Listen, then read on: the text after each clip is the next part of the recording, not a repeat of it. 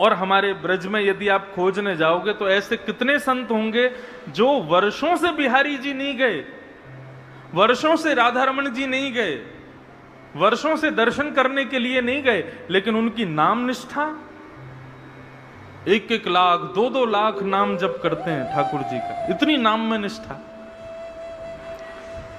और उसमें विशेष रूप से तो चैतन्य गौड़िया वैष्णव संप्रदाय के जो भक्त होते हैं उनकी तो नाम में विशेष निष्ठा होती है। हरे कृष्ण कृष्ण कृष्ण हरे हरे, हरे राम राम राम हरे हरे। बंधुओं, नाम जपने वाले बड़े भाग्यशाली होते हैं। जब वो कृष्ण बोलते हैं ना तो उनकी जीभ यशोदा का रूप धारण कर लेती है, और जब वो राम बोलते हैं तो उनकी जिह्वा कौशल्या का रूप धारण कर लेती है। ये जीभ ही ठाकुर जी को जन्म देती है। तो गौड़िया वैष्णव संप्रदाय के एक महात्मा रहते थे गोवर्धन में, नाम जप करते थे 18-18 घंटे 19-19 घंटे बैठ करके, और महामंत्र का जप किया करते थे। और जब जप पूर्ण होता था तो उसके बाद फिर स्नान ध्यान करते, स्नान ध्यान करने के बाद फिर थोड़े बहुत समय में जाके जल्दी जल्दी और घर घर से सूखी सामग्री लेकर के आते। सूखी सामग्री मतलब आटा कहीं से ले लेते, कहीं से कुछ सामग्री जो मिल जाती वो सामग्री लेकर के आते, और यमुना जल से निर्मित करके बढ़िया मोटे टिक्कर बना करके और उसको पा लेते, और पाने के बाद में फिर से नाम जप करने के लिए बैठ जाते। थोड़ी बहुत देर आराम करते, ये उनका नियम था। ना तो मंदिर जाते थे, ना किसी सेवा में नियुक्त रहते थे, ना ज्यादा कोई झंझट, कुछ नहीं। केवल नाम जपना, एक टिक्कर पाना, यमुना जल में स्नान करना और 1-8 घंटा आराम करना, बस यही उनका नियम था। लेकिन हमारे ठाकुर जी तो लीला पुरुषोत्तम है, बिना लीला किए इनको आनंद नहीं आता। एक बात मैं आपको बहुत स्पष्ट कहूं, ठाकुर जी को जो बहुत प्रिय होता है, जिसकी धाम में बहुत निष्ठा, कथा में बहुत निष्ठा, नाम में बहुत निष्ठा, वो ठाकुर जी का प्रिय है। और ऐसे प्रियों के साथ में ठाकुर जी लीला बहुत करते हैं। कैसी लीला करेंगे? किसी की कथा सुनने में बड़ी इच्छा है तो कैसे भी करके कथा उसकी छुड़वाएंगे। किसी की वृंदावन जाने में बड़ी निष्ठा है तो ऐसी रुकावटें देते रहेंगे कि वो वृंदावन जाने में और तड़फे, वृंदावन जा ही ना पावे।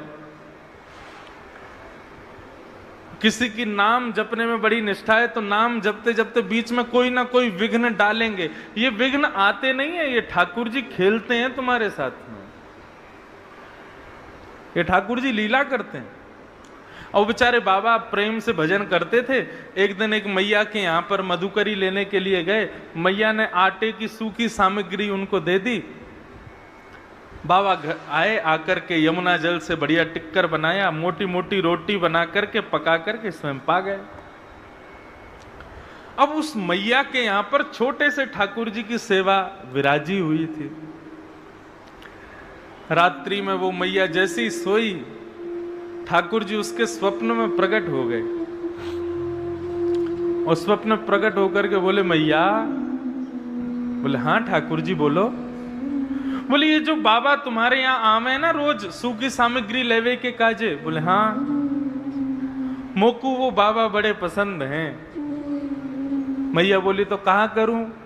बोले कल वो बाबा आवे ना तो तुम मोकू उनके हाथ में दे दियो, मैं उन्हीं के यहाँ जाऊंगा और अपनी सेवा करवाऊंगा।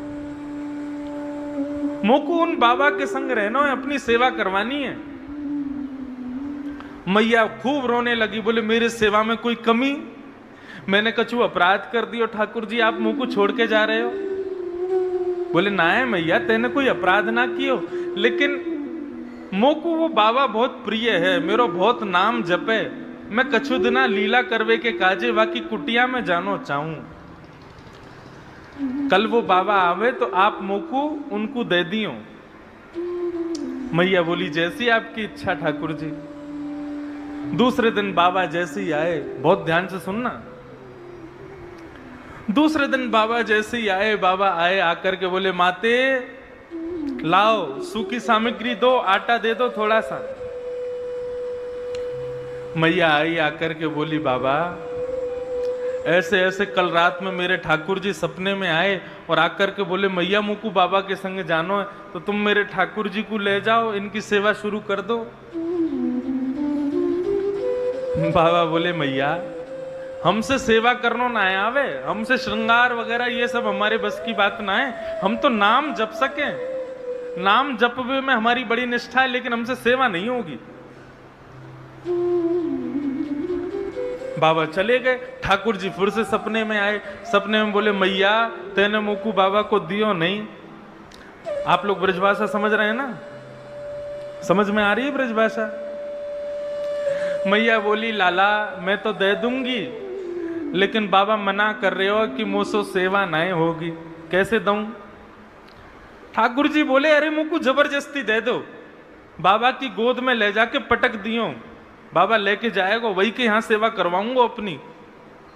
अब देखो ठाकुर जी की लीला, यहां मैया के यहां बढ़िया ठाठ से सेवा चल रही है, 8 समय भोग लग रहा है, सुबह शाम आरती हो रही है, बढ़िया सुंदर पोशाक धराई जा रही है, लेकिन ठाकुर जी की रुचि नहीं है। ठाकुर जी को वहीं कुटिया में जाना है जहां कोई व्यवस्था नहीं है, जहां पर भोग लग नहीं सकता, जहां पे कुछ शयन की व्यवस्था नहीं, राग की व्यवस्था नहीं, भोग आरती की व्यवस्था नहीं, उनको वहां जाना है। अभी ठाकुर जी हैं पता नहीं कहां रीझ जाते हैं। दूसरे दिन बाबा आए तो मैया अपने ठाकुर जी को लेकर के आई और बाबा की गोद में रख दिया। बोले मेरे लाल जी को आपके संग जानो है, अब मना मत करियो, आप इनको स्वीकार करो। मैया कितनी बार भोग लगता है इनका? बोले 8 बार भोग लगता है। और क्या क्या होता है? बोले 8 बार भोग लगता है, 6 बार आरती होती है, और सब पूरी नियमावली बता दी। बाबा बोले मैं भजन कब करूंगा, पूरे दिन इनकी सेवा करूंगा, तो मैं नाम कब जपूंगा अपना? मैया बोली अब कैसे भी करियो, तुम्हारी झंझट है, अब यहाँ लेके जाओ अपने संग। बाबा घर लेकर के आए, ठाकुर जी को गोद में लेकर के बोले देखो भैया एक ही बार भोग लगेगा, हमको नाम में बहुत निष्ठा है, हमको श्रृंगार और सेवा ये सब हमसे आती नहीं है, आपको एक बार भोग लगा देंगे, रूखी सूखी टिक्कर पानी हो तो पाना, नहीं तो हमको स्वप्न में आके बता देना, हम वापस मैया के यहाँ छोड़ जाएंगे। बाबा अपना भजन करने के लिए जैसे ही बैठे, ठाकुर जी को ला करके एक चौकी पर बैठा दिया, भजन करने बैठे तो ठाकुर जी प्रकट हो गए। प्रकट होके बोले बाबा तुम रूखी रोटी खवाइयो, एक ही बार खवाइयो, लेकिन मोकू अपने पास ही रखो, मैं यहां से जाऊंगा नहीं। बाबा बड़े प्रसन्न हो गए, बोले वाह देखो हमारे भजन के प्रताप से ठाकुर जी आ गए और हमारे भजन में भी कोई विघ्न नहीं आ रहा। बाबा दूसरे दिन गए, बढ़िया आटा लेकर के आए, यमुना जल मिला करके बढ़िया आटा गूंद करके बढ़िया मोटा मोटा मोटी मोटी रोटी टिक्कर बनाया। टिक्कर बना करके एक पत्तल में परोस करके ठाकुर जी के आगे रख के तुलसी पधरा करके त्वदीयम वस्तु गोविंद तुभ्यमेव समर्पयेत् ग्रहाण सुमुखो भुक्त्वा प्रसीद परमेश्वर। प्रभु हमारी कुटिया का 56 भोग तो यही है, पाओ। और भोग लगाने के बाद में बाबा ने स्वयं पाया और अपना भजन करने बैठ गए। अब जैसे ही बाबा भजन करने के लिए बैठे, ठाकुर जी फिर प्रकट हो गए। प्रकट होके बोले बाबा, बाबा बोले लाल जी सब सेवा में आनंद, कोई दुखी तो नहीं, कोई कष्ट तो नहीं, हमारी तो ऐसी रूखी सूखी सेवा है। ठाकुर जी बोले नहीं हमको बहुत आनंद आ रहा है, लेकिन बाबा कल से एक काम कर दियो। बोले कहा? बोले आप आटा में और यमुना जल मिला के टिक्कर बनाए दो ठीक है, लेकिन यदि आटे में नमक डाल दोगे तो नेक स्वाद आ जाएगा, हल्को सा नमक डाल दियो बस। बाबा बोले तो मतलब कल से हमको आटा भी लाना है और नमक भी लाना है? बोले हाँ बस इतनी सी सेवा कर दो, नेक स्वाद आ जाएगा में टिक्कर में। बाबा बोले ठीक है। दूसरे दिन गए तो मैया के यहाँ से आटा लाए, तो मैया से बोले मैया सुनो आटे के संग आज नमक और दो। मैया मनी मन मुस्कुराने लगी, बोले है गया काम, चटोरो पहुंच गयो कुटिया में। मैया लाई, नमक दे दियो, बोले बाबा ले प्रेम से टिक्कर बनाओ, पवाओ ठाकुर जी को। अब आटे में नमक मिला करके बढ़िया आटा गूंद के टिक्कर बना करके सेक करके बढ़िया ठाकुर जी को भोग लगाया। तो दियम वस्तु गोविंद तुभ्यमेव समर्पयेत्, पाओ प्रभु प्रेम से। प्रसादी पा करके जैसे ही भजन करने के लिए बैठे, ठाकुर जी फिर से प्रकट हो गए। ठाकुर जी आप आनंद से विराज रहे हो, कोई कष्ट तो नहीं है? नहीं नहीं बाबा, खूब आनंद आ रहा है, लेकिन बाबा हमारी एक प्रार्थना है, यदि आप सुनो तो। बाबा बोले कहा बात है? बोले बाबा वो सूखो टिक्कर आप हमको भोग लगाओ ना। अब नमक तो आ गया, स्वाद तो बन गया, लेकिन बिना घी के जब टिक्कर खामे तो गले में इर्ज जाए, वो गले में चिपक जाए। यदि आप ने कृपा कर दो, कल से ने घी लियाए करो और टिक्कर सेक के वहां में ने घी लगा दे करो। घी लगा के हमको भोग लगाओगे तो ने निगलवे में आसानी होएगी। बाबा बोले 50 साल से भजन कर रहे हैं, केवल आटा लेकर के आते थे, अब नमक लाने लगे साथ में, अब कल से घी भी लेके आना है। ठाकुर जी बोले हमारे काजे इतना ना करोगे? बाबा बोले करेंगे, आपके लिए लेके आएंगे, घी और लाएंगे।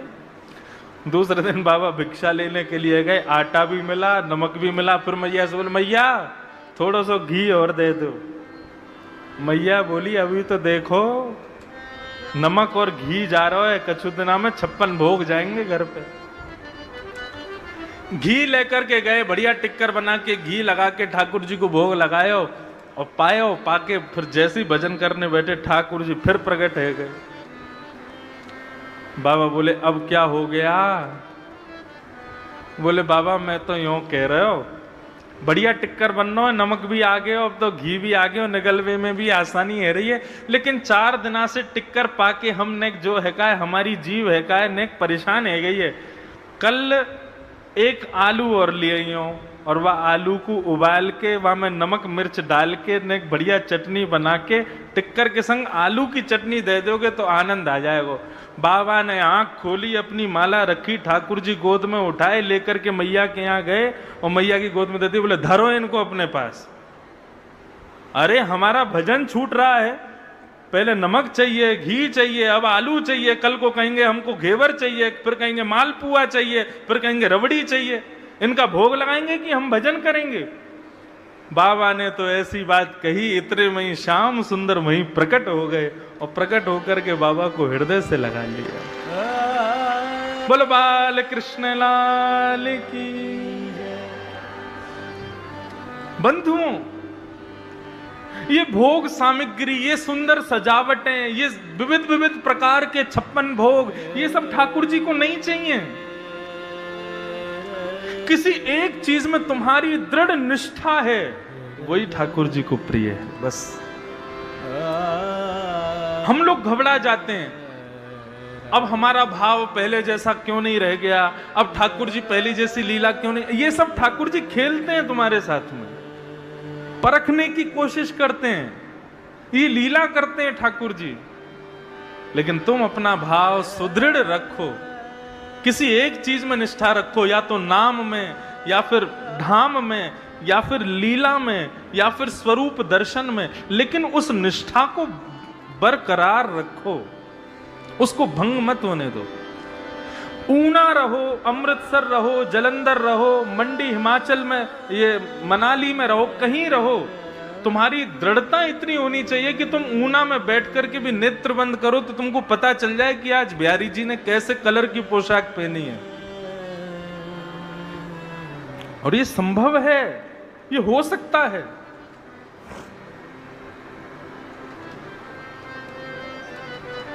इसलिए श्रीमद् भागवत के प्रारंभ में परम सत्य को वंदन किया गया। ये परम सत्य क्या है?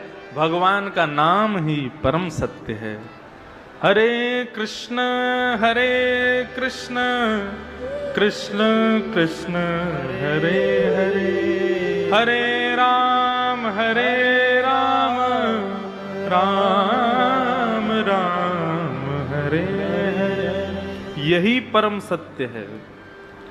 एक दिन इसी महामंत्र का सहारा यदि अनवरत बना रहे तो इसी मंत्र के सहारे से यहीं कहीं ऊना की गलियों में घूमते हुए, यहीं कहीं ऊना के खेतों में विचरण करते हुए, गैया चराते हुए श्याम सुंदर के दर्शन है जाएंगे। वृंदावन कोई एक स्थान का नाम नहीं है बंधुओं, वृंदावन एक वातावरण का नाम है। और वो वातावरण आप स्वयं प्रकट कर सकते हो अपने आसपास। वृंदावन जैसा व्यवस्थित हो जाए, बस देखना 19 तारीख को यहां वृंदावन प्रकट हो जाएगा।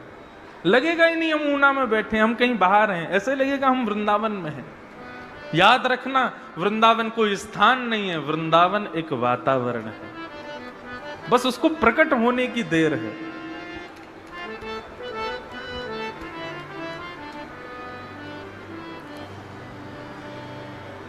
सत्यम परम धीमहि, हम परम सत्य को वंदन करते हैं।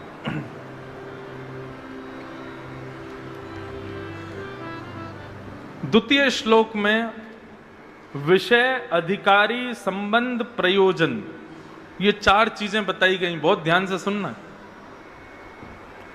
धर्म प्रोजित कई तवोत्र परमो निर्मत्सराणां सतां वैद्यम